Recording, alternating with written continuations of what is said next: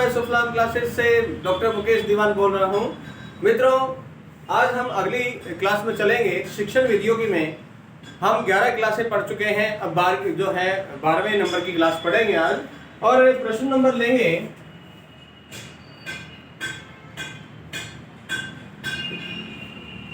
जीतना ही होगा, हर हालत में जीतना होगा।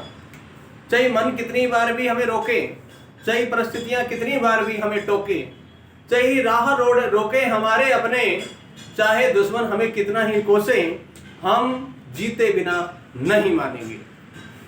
और इसीलिए प्रवाह, कौशल, प्रश्नानि मुख्य उद्देश्यम अस्ति। चलिए, एक बढ़िया सा प्रश्न आ गया है, थोड़ा सा ध्यान रख करके काम कीजिएगा।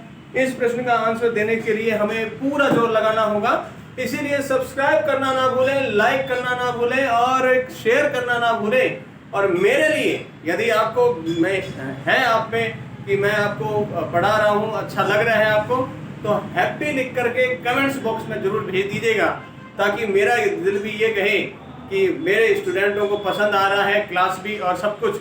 और आपके भविष्य के लिए मैंने जो एक निर्माण कर रखी है पुस्तिका, जिस भी बच्चे खरीदना हो मुझे कॉल करें, फोन नंबर आप सभी के पास है निश्चित रूप से। अब चलता हूं मैं इस प्रश्न पे, क्योंकि हैप्पी नहीं बोलेंगे तब तक हैप्पी कैसे रहेंगे। और हैप्पी रहने के लिए सिलेक्शन लेना बहुत जरूरी है, और सिलेक्शन के लिए ओएमआर सीट पे निकालनी होंगे प्रश्न, क्योंकि ऑब्जेक्टिव क्वेश्चन आएंगे, ऑफलाइन पेपर होगा। और ऑफलाइन में जब तक ओएमआर सीट पर क्वेश्चनों का संग्रह नहीं निकाला जाएगा, सिलेक्शन के लिए हमें फिट करना होगा और हमें जीतना है। प्रवाह कौशल का मुख्य उद्देश्य पूछा है ग्रहणम, पूर्व ज्ञान परीक्षणम,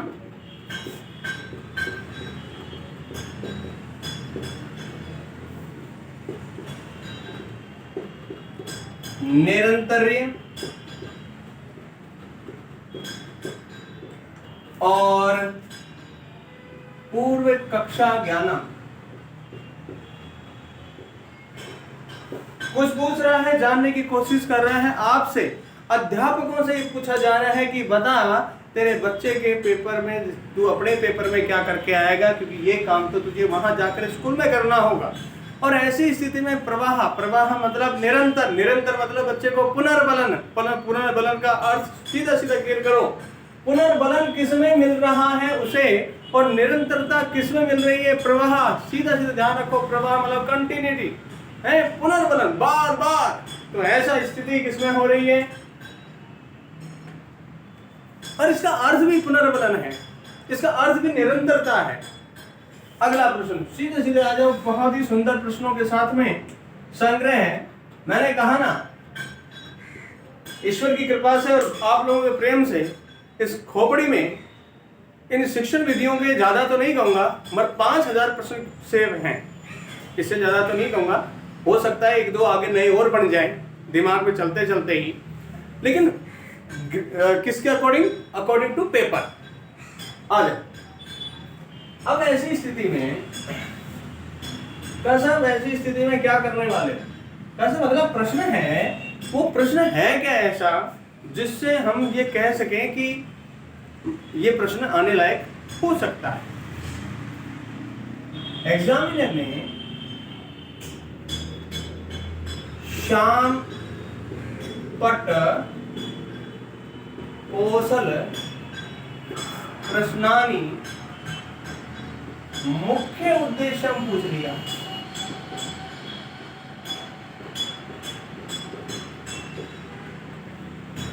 ऐप पे तो प्रश्नों का ढेर आएगा बिल्कुल, लेकिन मैं यहां जो और बताने, यहां मैं YouTube पे और क्या बता रहा हूं कि कुछ में कुछ, बहुतों में कुछ नहीं, कुछ में से कुछ आपको प्रतिदिन उन्हें भी मिलता रहे जो दूर बैठे ये सोच रहे हैं अभी तक कि ऐप डाउनलोड करें या सब्सक्राइब करें या लाइक करें कि नहीं करें। अभी तुलनात्मक ही दृष्टि चल रही है उनकी, कोई दिक्कत नहीं बेटा, लगातार जुड़े रहो और अपना मनोबल बढ़ाए रखो, कमजोर मत होने देना। शाम पट के कौशल के प्रश्नों का मुख्य उद्देश्य पूछ रहा है। नंबर 1, निरंतर्यम, अभिव्यक्ति,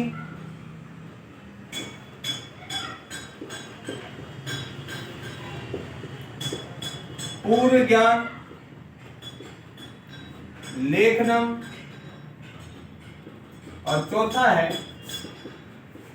लेखन कौशल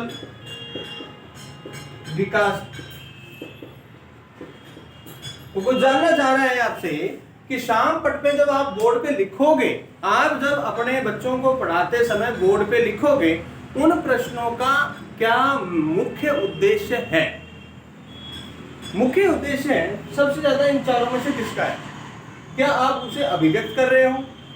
असल आपकी अभिव्यक्ति आप तक सीमित है, अध्यापक तक सीमित है। निरंतरता के लिए तो प्रवाह कौशल है ना। कैसा पूर्व ज्ञान लेखन, अच्छा पूर्व ज्ञान में लेखन कितना सीखा है, क्या ये शाम पट पे मास्टरी सीखेंगे? अरे प्रश्न किसके लिए है वो? शाम पट पे कौन लिखेगा? सही बताओ, कौन लिखेगा? अध्यापक लिखेगा। अध्यापक लिखेगा तो बच्चे का किस चीज का विकास होगा? बेटा जी लेखन कौशल का बच्चे का विकास होगा। क्यों? क्योंकि वो बच्चा वहां वर्तनी को लिखने का ढंग सीखेगा। कौशल, कौशल नहीं है, कौशल है। तो कौशल ये लिखा हुआ है कहां? शाम पट पे। शाम पट पे लिखा हुआ है तो बच्चा भी सही और शुद्ध लिखेगा। प्रश्न अगला हमारा 61। प्रश्न ये है कि आपने शाम पट का तो दे दिया, ठीक है, और कुछ आ जाओ, आगे आगे चलेंगे।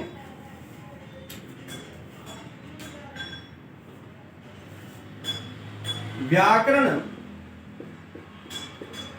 पाठ योजना प्रमुख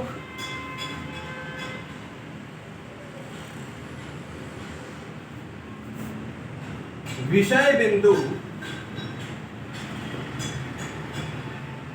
अस्ति।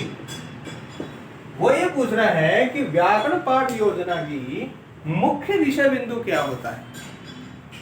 बिल्कुल बेटा जी, ये योजना वाले, पाठ योजना वाले तो आपको हिलाएंगे। और ऐसी स्थिति में पहला है आदर्श वाचन, दूसरा है प्रस्तुतिकरण,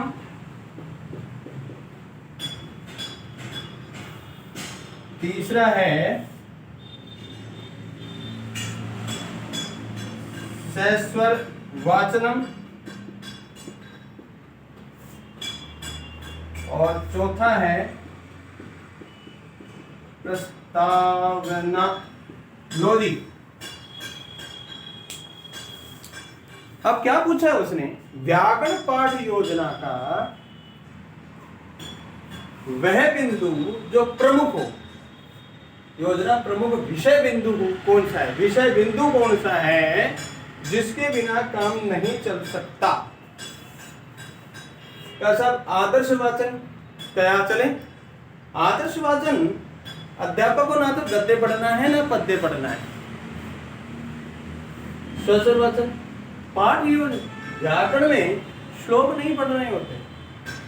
प्रस्तावना, प्रस्तावना कब की जाएगी वो तो क्लियर कर लो।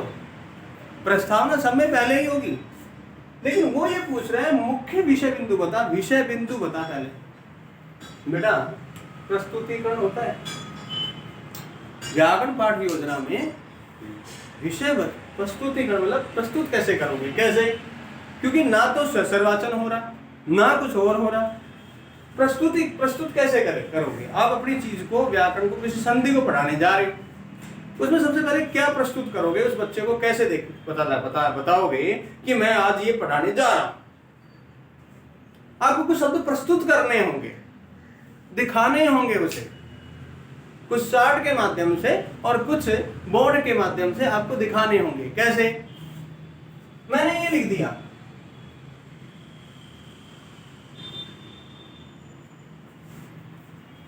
कसम ये हिंदी में भी तो है, देवालय विसर लग रहा है ना, तो पहले आपको वो शब्द लिखने होंगे, फिर उस बच्चे को आपको शुरू करना होगा कि साहब ये प्रस्तुत जो है देवालय है, आज हम इसमें संधि जानेंगे। प्रस्तावना में ये आपने देवालय दिया और अब इसका प्रस्तुतिकरण करना होगा, और ये प्रमुख विषय बिंदु पूछ रहा है, ना कि कुछ और पूछ रहा है, और अब इसको प्रस्तुत करना होगा। बच्चों से ये पूछना और होगा कि राइट कौन सा है, ये लो, हाँ राइट कौन सा है, क्योंकि राइट में संधि में दोनों में सही है, मगर सही कौन सा है। और इसीलिए व्याकरण पाठ योजना में प्रस्तुतिकरण मुख्य होता है, विषय बिंदु। अब आगे समझ में, छोटी छोटी चीजों को समझते जाओ, सिलेक्शन होना निश्चित है।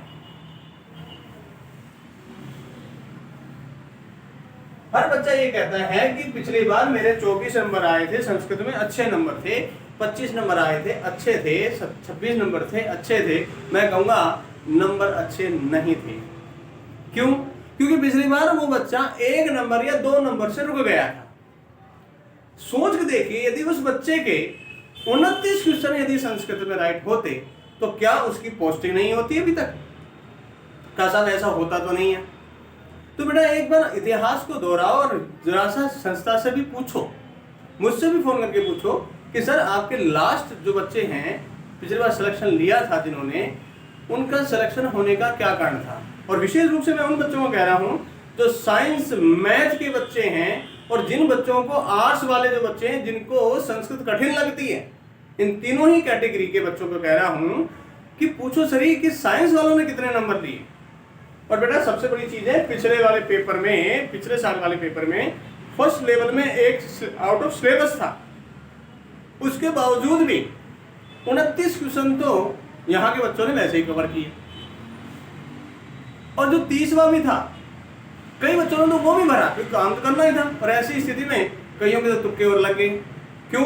बभुव शब्द धातु पूछ बैठा, और बभुव है जो भू धातु से बनता है, वो 5 लकार आपके दे रखे वो नहीं थे, छठा लकार है वो। और ऐसी स्थिति में 29 क्वेश्चन बच्चों के राइट हुए।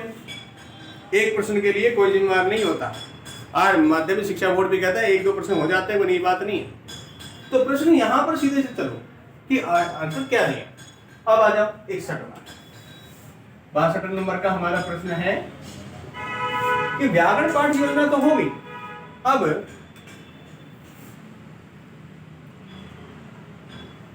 गद्य पाठ योजना अंतर्गत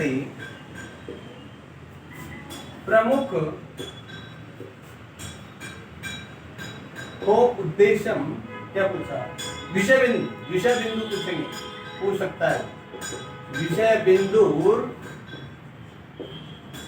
अस्ति। ये लो साहब, वो विषय बिंदु क्या है पाठ योजना में जो सबसे तेज और सबसे सटीक है। नंबर 1, वो विषय बिंदु पूछ रहा है, ध्यान रखिएगा, उद्देश्य नहीं पूछ रहा है पाठ योजना का। नंबर 1 प्रस्तावना, नंबर 2 आदर्श वाचन, नंबर 3 अनुवाचन, नंबर 4 संवेद वाचन। ये लो साहब, सारे ही लिख दिए उसने, तो वाचनों में सारे ही लिख दिए, प्रस्तावना, आदर्श वाचन, अनुवाचन और संवेद वाचन सारे लिख दिए। अब ये पूछ रहा है कि गद्य पाठ योजना में प्रमुख विषय बिंदु बताओ। अध्यापक का आदर्श वाचन, अध्यापक के द्वारा किया गया आदर्श वाचन सबसे महत्वपूर्ण है, क्योंकि अध्यापक को बहुत ढंग से बोलना होगा। एकदा इतना कल्पना नहीं हो सकता, एकदा एक है राजा आसीत तस्य नामः या जो भी है, तो उसका बोलने का जो तरीका है, उच्चारण, विभक्ति ज्ञान सुपर होना चाहिए, तभी गद्य पाठ योजना सही ढंग से हो सकती है। अगला प्रश्न पे आओ।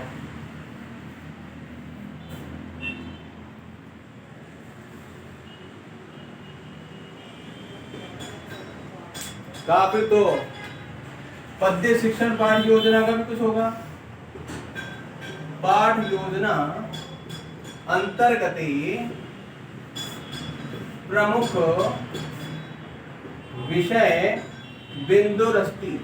लो ये दो अस्ति बताओ साहब, यहाँ पे बताओ पद्य में। नंबर 1 रसानुभूति, नंबर 2 सस्वर वाचन, नंबर 3 मौन वाचन, और नंबर 4 को अभिनय। को अभिनय भी दे दिया। अब पूछ रहा है मुख्य विषय बिंदु क्या हो सकता है। उसने रसानुभूति दे दिया। रसानुभूति तो मुख्य उद्देश्य होता है। और मौन वाचन और स्वस्वर वाचन, ध्यान रखो, श्लोक कविता और पद्य पढ़ाते समय सस्वर वाचन मुख्य होगा, क्योंकि मौन वाचन का कोई स्थान नहीं होता है पद्य पाठ योजना में। और इसीलिए पाठ योजना बनाते समय उस श्लोक को अध्यापक को पहले ढंग से याद करके आना होगा, उसकी छंद याद करके आना होता है, उसका समास, संधि, कारक, विभक्ति, लिंग, धातु, प्रत्यय जो भी है उसमें एक्टिविटी से स्वसर उसको गाना होगा। तो ऐसी स्थिति में एग्जामिनर का ये प्रश्न और भी खास हो गया। अब आ जाओ आगे बात। आगे प्रश्न हमारा है 64। एक एक करके दिमाग को काम जितना लोगे उतना ही फायदेमंद आएगा। अगला है नाटक पाठ योजना अंतर्गत मुख्य विषय बिंदुरस्ति। प्रमुख ना करके उसने मुख्य कर दिया। कान किसी से तरफ पकड़ लो, कहानी वही रहनी है। संस्कारम, भाषणम, तीसरा उन्होंने दे दिया अभिनय, और चौथा दे दिया अभिव्यक्ति। अब एग्जामिनर ये जानना चाह रहा है कि भैया ये बता दो मुख्य विषय बिंदु क्या होगा नाटक में। नाटक में बेटा सबसे बड़ा ये चीज ध्यान रखो। क्या ध्यान रखना है कि आदर्श अभिनय, कक्षा अभिनय, संवेद अभिनय, रंगमंच अभिनय सारे क्या हैं अभिनय। और क्या पूछा है उसने, मुख्य विषय बिंदु अभिनय होता है, जिसके अंतर्गत आपका आदर्श अभिनय, कक्षा अभिनय, रंगमंच अभिनय और अन्य जो अभिनय है वो सारे उसी के अंतर्गत आते हैं। अगले प्रश्न में चलें। वो कंफ्यूज हो जाता है यहाँ, और इसीलिए कहा इन ढेरों प्रश्नों की संकलन एक ही जगह मिलेगी आपको। एनी टाइम मंगा सकते हो। और आप सब्सक्राइब कीजिएगा, लाइक कीजिएगा, शेयर कीजिएगा, और कमेंट्स बॉक्स में हैप्पी लिख करके लिखना ना भूलें। अगले पे चलते हैं। अनुवाद पाठ योजना अंतर्गत मुख्य विषय बिंदु अस्ति। बोले साहब ये समझाओ। तो ऐसी स्थिति में हम इस प्रश्न को फिर से लिखेंगे, ठीक है, ताकि आप लोगों को दिखाई दे। एक बार इन प्रश्नों को ध्यान रखो, क्या प्रश्न पूछे हैं। आइए मैं इस प्रश्न को ऊपर लिख देता हूं ताकि आपको समझ में आ जाए।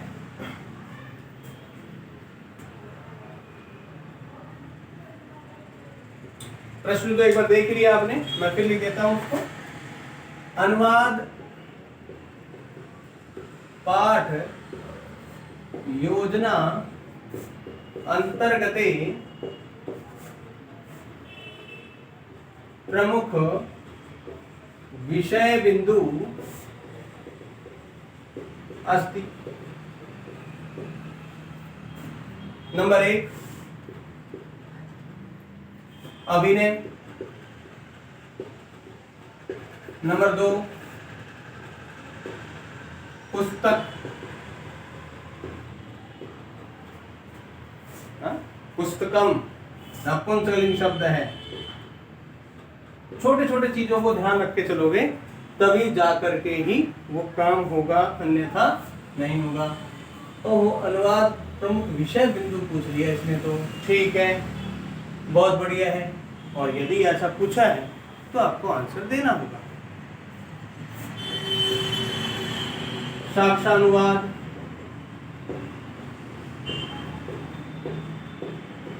और अनुवादित, ये लो 4 ऑप्शन दे गए हैं वो एग्जामिनर कि अभिनय करना है कि आपको पुस्तक पढ़ानी है कि आपको साक्ष्य के साथ अनुवाद करना है या फिर आपको अनुवादित करना है। तो विषय बिंदु विशेष रूप से अनुवादित तो बेटा ट्रांसलेट कहलाता है। वो कह रहे हैं साक्ष्य के साथ अनुवाद करना, क्योंकि अनुवाद में जब तक पूर्व किसका भाषा का यदि सेंटेंस नहीं है तो अनुवाद करने का तात्पर्य क्या है। ऐसी स्थिति में आपको ये प्रश्न मिलेंगे, ढेरों मिलते रहेंगे। बस आपकी एक हंसी सफलता वाली और एक विश्वास वाली हंसी चाहिए मुझे, और सब कुछ है ईश्वर ने दिया है। बस आपके चेहरे पर जो हंसी आई है 2 मिनट के लिए ही, 2 सेकंड के लिए ही, मेरे लिए यही बहुत बड़ी पूंजी है। ऐसी स्थिति मित्रों लगातार बने रहिएगा। जय हिंद।